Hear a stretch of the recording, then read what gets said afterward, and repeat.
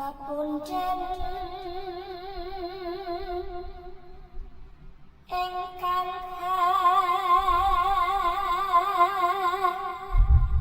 ngaraksa. Assalamualaikum, salam sejahtera untuk semua. Jumpa lagi dengan saya Haris di channel Misteri Verhal. Berita misteri kali ini akan mengungkap kisah Ki Ageng Pandanaran, Bupati kedua Semarang, yang juga seorang tokoh penyebar agama Islam di Semarang dan Jawa Tengah. Ki Ageng Pandanaran memiliki nama asli Pangeran Mangkubumi. Ia juga sering disebut dengan Sunan Bayat atau Sunan Tebayat. Saat awal-awal memerintah di Semarang, ia menjalankan pemerintahan dengan baik.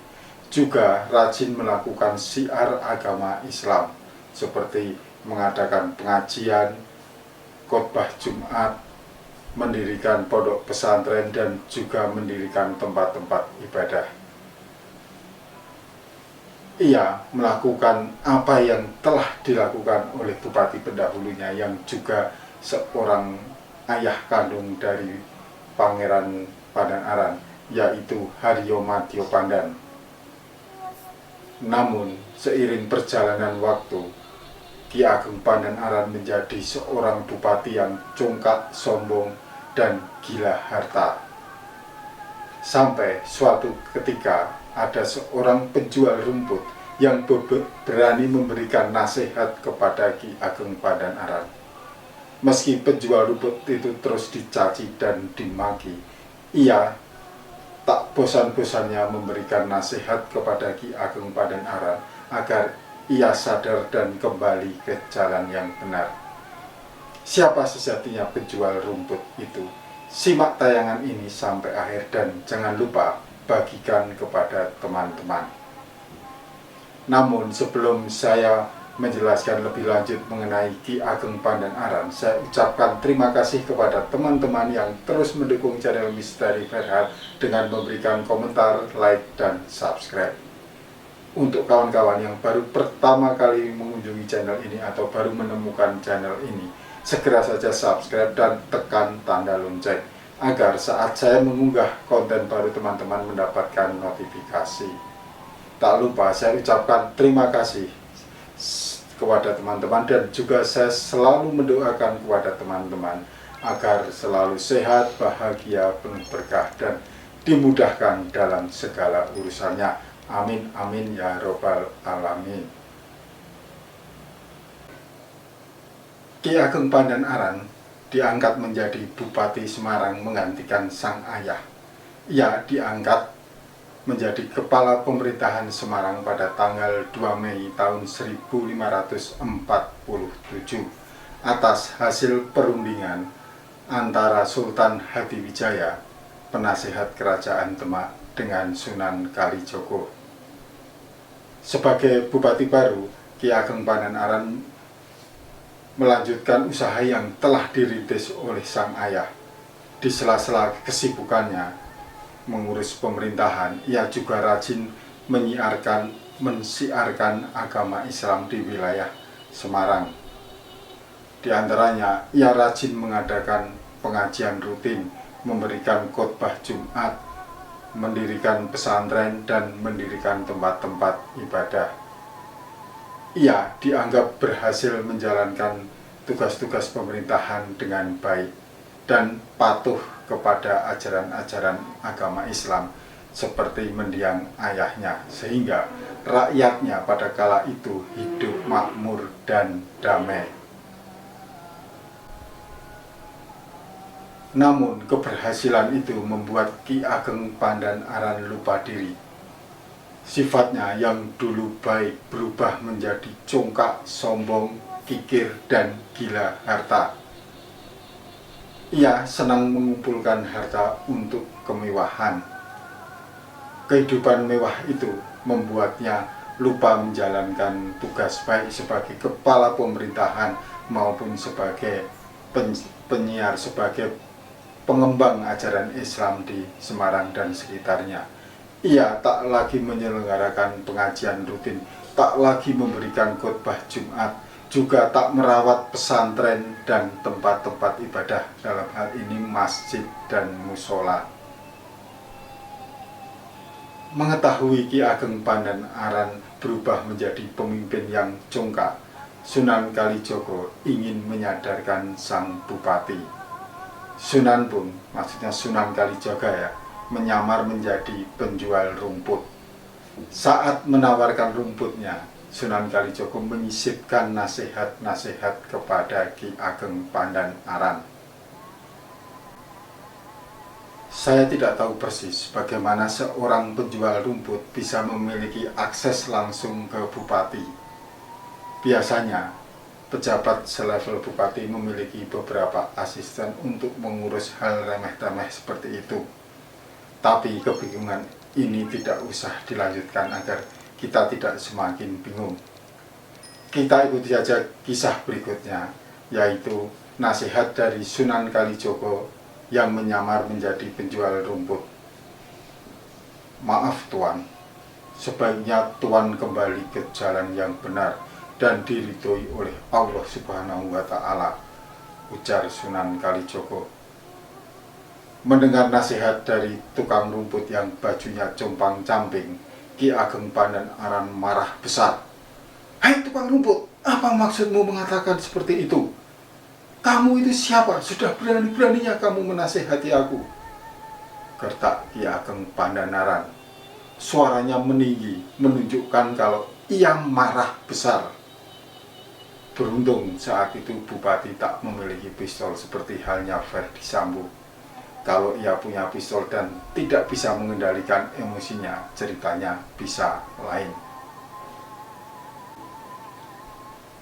Melihat sang bupati marah besar, Sunan Kalijaga pun berujar pelan, "Maaf Tuan, saya hanyalah penjual rumput yang miskin.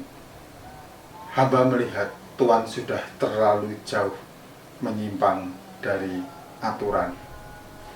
Tuan sudah melupakan kebahagiaan yang hakiki. Kebahagiaan yang hakiki adalah kebahagiaan di akhirat, bukan di dunia," ujar Sunan Kalijaga. Dinasihati seperti itu, Ki Ageng Pandanaran bukannya sadar, ia malah mengusir si penjual rumput tadi. Meski demikian, si penjual rumput tidak bosan-bosannya memberikan nasihat kepada Ki Ageng Pandanaran. Ia selalu datang membawa rumput, menawarkan dan kembali memberikan nasihat.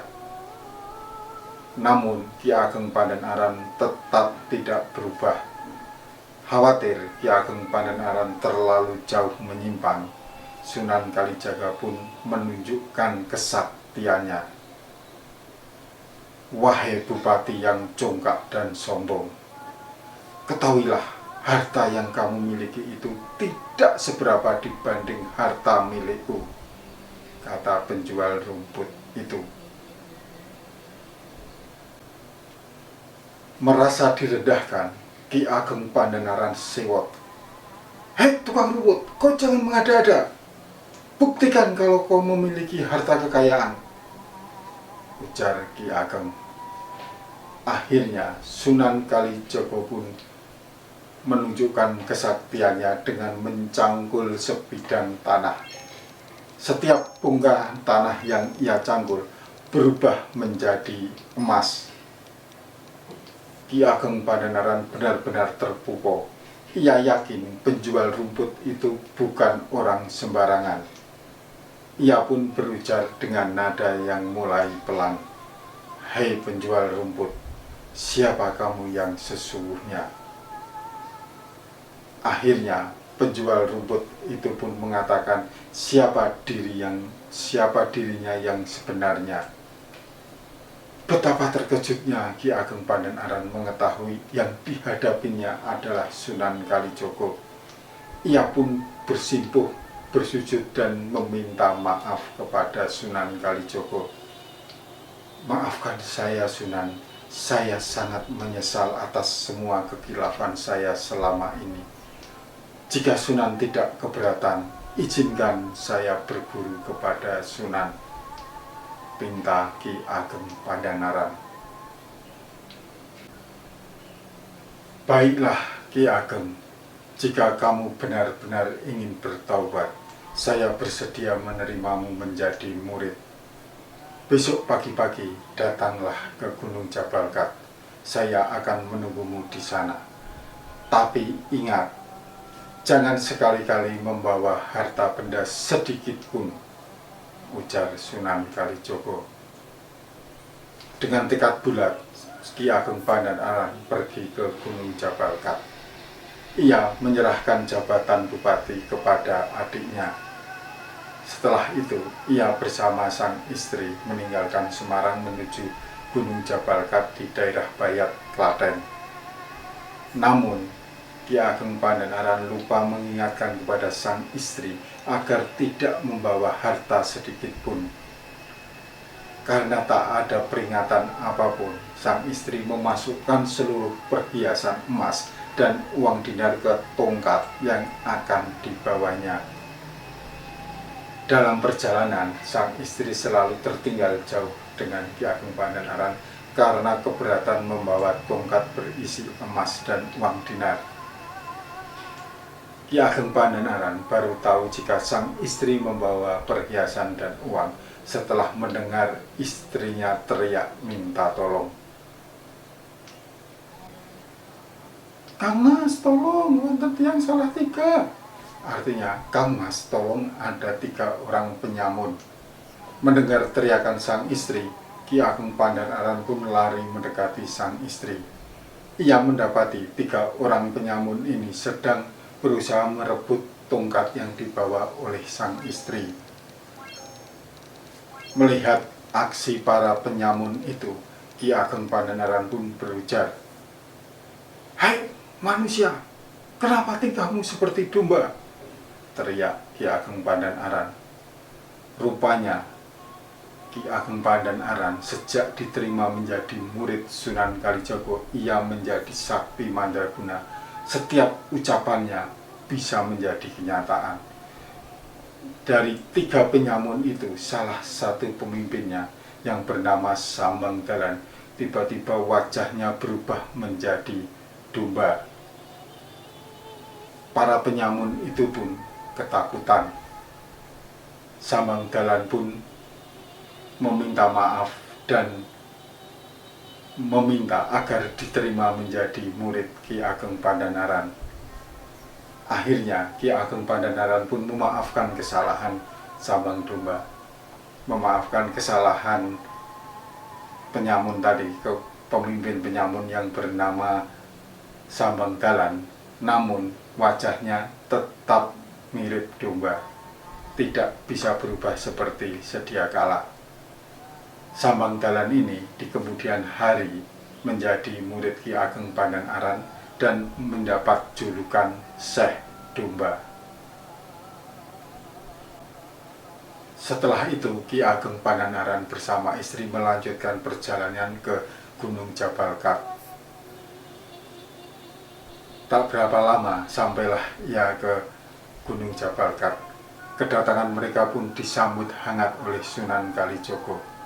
Sejak itulah Ki Ageng Pandanaran menjadi murid dan berguru kepada Sunan Kalijogo. Ki Ageng Pandanaran adalah murid yang cerdas. Berkat kecerdasannya, ia ditugaskan untuk menyebarkan agama Islam di daerah tersebut. Ia pun mendirikan sebuah perguruan di Gunung Jabalkat. Ajaran Ki Ageng Pandanaran yang paling menonjol adalah yang sering disebut patembayatan, yaitu kerukunan dan kegotong royongan. Setiap orang yang ingin memeluk agama Islam diwajibkan membaca syahadat patembayatan. Berkat ajaran patembayatan, ia juga berhasil mendirikan sebuah masjid di Bukit Gala. Selain mengajarkan agama Islam, Ki Ageng Pandanaran juga mengajarkan bagaimana cara bercocok tanam. Ia bergaul baik dengan masyarakat di sekitar tempat tinggal Ki Ageng Pandanaran. Setelah itu, ia pun menetap di tempat tersebut sampai ia meninggal dunia. Daerah Jabal Kat dan sekitarnya sekarang dikenal dengan nama Tembayat atau Bayat. Itulah sebabnya ia dijuluki dengan Sunan Bayat atau Sunan Tebayat. Hingga kini makam Ki Ageng Pandanaran dapat ditemukan di atas Bukit Cokro Kembang di sebelah selatan Bukit Jabal Kat di Desa Paseban, Kecamatan Bayat, Kabupaten Klaten, Jawa Tengah. Makam Sunan Pandanaran bernama Hastono Cokro Kembang yang memiliki beberapa gerbang atau bangunan yang harus dilewati oleh para peziarah. Bangunan pertama adalah Gapura Segoro Muncar yang terbuat dari batu alam. Bangunan ini terletak di Terminal Paseban. Pada kaki gapura di sebelah barat terdapat Condro Sangkokolo yang berbunyi Murti Sariro Jigling Ratu yang berarti 1488, dan ini merupakan tahun berdirinya gapura tersebut. Bangunan kedua adalah Gapura Dudo yang sekarang tidak bisa dilewati dan diganti dengan pintu masuk yang dibangun oleh Dinas Purbakala. Dari gapura ini, para peziarah berjalan naik melalui anak tangga yang berjumlah 235 undaan. Setelah menaiki anak tangga, peziarah akan memasuki suatu bangsal yang dinamakan bangsal luar. Bangsal ini berfungsi sebagai tempat istirahat. Di sebelah bangsal terdapat masjid dan sebuah gapura bernama Gapura Pangrantunan. Di Gapura Pangrantunan ini dulu terdapat tempayan yang berisi air untuk mencuci tangan dan kaki sebelum masuk ke komplek makam. Gapura ini sekarang tidak lagi difungsikan. Di dekat bangsal luar terdapat Gapura Plengkung Yasan Inggal. Ini merupakan gerbang menuju makam Sunan Pandanaran. Setelah melewati Gapura Plengkung Yasan Inggal, peziarah akan melewati komplek pemakaman keluarga Sunan, dan terdapat sebuah gapura lagi yang bernama Gapura Panemut. Setelah melewati Gapura Panemut, peziarah akan melewati Gapura Pamencar. Kedua gapura ini merupakan gapura kuno bergaya Hindu. Masuk lebih dalam lagi, peziarah akan melewati Balai Kencur yang merupakan gerbang menuju ke komplek makam utama Sunan Pandanaran. Setelah melewati Balai Kencur, akan memasuki suatu pendopo yang disebut Pendopo Proboyekso. Bangunan pendopo ini berfungsi bagi peziarah yang sedang mengantri masuk ke komplek makam utama di Gedong Inten. Di Pendopo Proboyekso ini terdapat juru kunci yang bisa membantu para peziarah untuk membacakan doa. Untuk menuju ke bangunan utama makam Sunan Pandanaran yang bernama Gedong Inten, peziarah akan melewati tangga yang terdapat di pintu 3, yang merupakan pintu terakhir untuk menuju ke makam Sunan Pandanaran. Di samping kiri dan kanan tangga menuju pintu 3 terdapat 2 gentong yang bernama Gentong Sinaga. Gentong ini berisi air yang dipercaya memiliki karomah sehingga banyak peziarah yang mencuci muka, meminum dan membawa pulang air dari gentong tersebut. Di atas pintu 3 terdapat Gedong Inten yang merupakan bangunan utama makam Sunan Pandanaran. Di dalamnya terdapat cungkup makam Sunan Pandanaran. Untuk masuk ke dalam gedung inten peziarah harus melewati pintu kecil dan sempit. Di lingkungan bangunan makam utama terdapat makam Nyai Ageng Kaliwungu, dan di sebelah tenggara terdapat makam Nyai Ageng Rakitan. Sementara di sebelah selatan terdapat makam Ki Ageng Giring. Bila peziarah keluar dari gedung inten ke arah kanan atau di sebelah barat luar, terdapat dua buah nisan, yaitu nisan Dempo Awang dan nisan Pawilangan, atau masyarakat sekitar biasa menyebut dengan Kijing Welangan. Teman-teman, kisah Ki Ageng Pandanaran ini mengingatkan kepada kita bahwa sikap congkak, sombong, kikir, dan gila harta adalah sifat tak terpuji yang harus dihindarkan. Ki Ageng Pandanaran berani meninggalkan seluruh harta demi menggapai kebahagiaan yang hakiki, kebahagiaan di akhirat.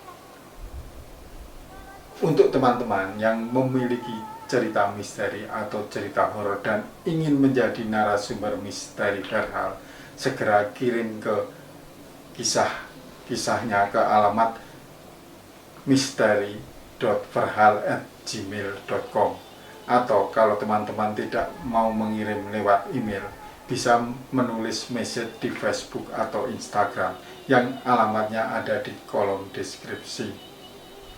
Untuk teman-teman yang juga belum mau melakukan itu dan mau nyari jalan termudah, cukup menulis komentar di kolom komentar yang ada di bawah ini. Nanti kami yang akan menghubungi teman-teman.